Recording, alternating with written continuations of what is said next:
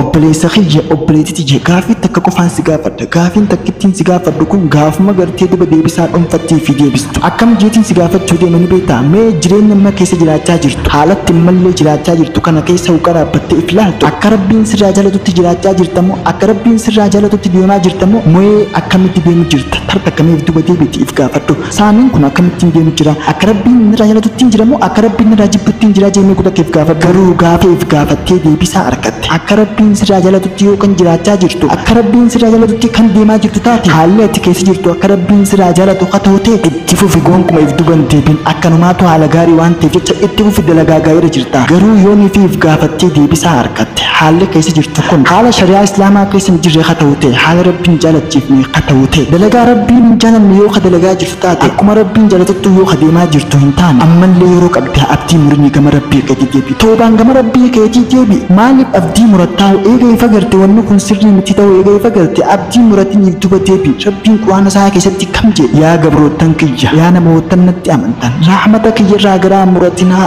eega rabbiin rahmata kiyyarraa garaa muratin siin jee ati maaliif muratta duba deebi toobaa gama rabbii keetii deebi haala jirtu keessaa luqqe haala jirtu keessaa luqqe gama haala rabbiin jaalatutti deebi akka rabbiin sirraa jaalatu dalagi haala rabbiin sirraa jaalatu keessa jiraadhu obboleessa kiyya obboleettiyya yoo gaafii tana if gaafattanii deebisaa argattan jireenya kee keessatti waan si cinqaa hundaa'uu deebisaa argatte kanumaan jechuu barbaada. Assalaamu alaikum wa rahmatullahi wa barakaatuh.